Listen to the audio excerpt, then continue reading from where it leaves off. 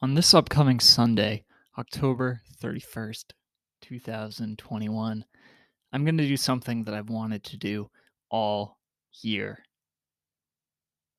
I'm signed up to run the Cape Cod Marathon in Falmouth, Massachusetts, and I'm finally going to requalify for the Boston Marathon and race it next year. Ever since I got into road running the Boston Marathon has been something that I've wanted to do. I grew up in the city. I remember going to watch the race downtown on Boylston Street when I was just a little kid. I wasn't even into running then, but the excitement of the day was unlike any other event I'd really ever been to. It was just so cool. And then when I got into running and realized that not anyone could just run the Boston Marathon, you actually had to qualify for it.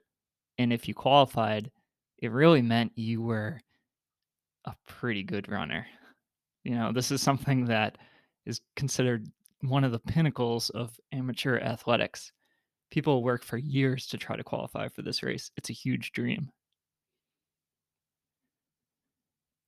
And so when I got into marathoning, it was my dream as well.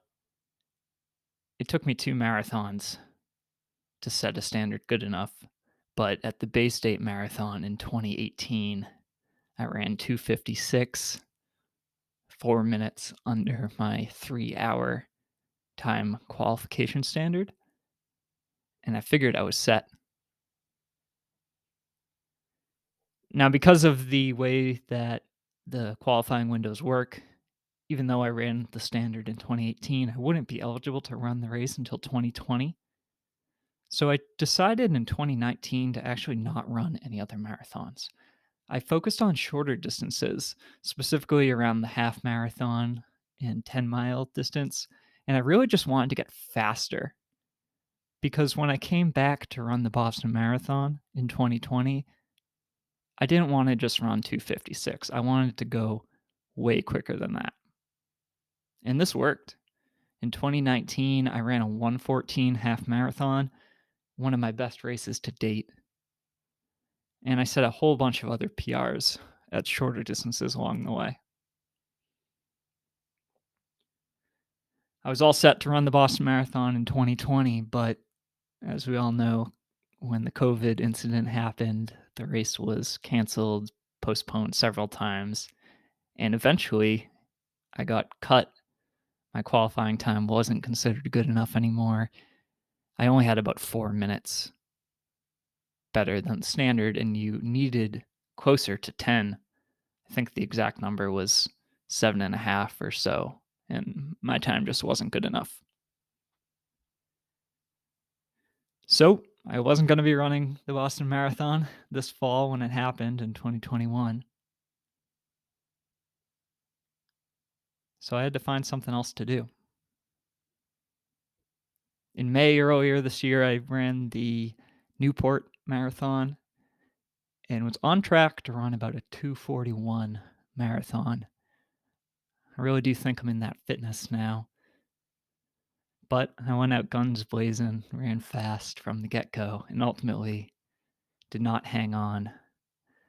My body had enough, and by mile 18, I cramped up really hard and went from running 6 10-minute miles to walking and jogging alternatingly, going as low as a 13-minute mile at one point, and I lost 25 minutes in the second half of the race, finishing around 3:05.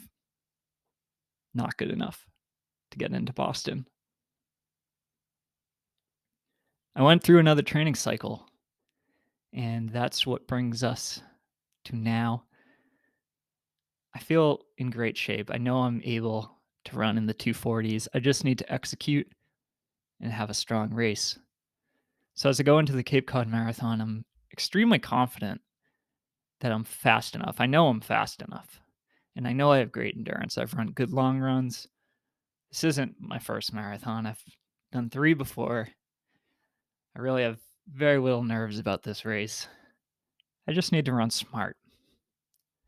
So I'm inspired by the Knighton Lions I've helped coach this year. People like Sammy, who ran his first ever BQ at Chicago. James, who ran an incredibly progressive race at the Bay State Marathon and set a huge PR, getting faster mile by mile.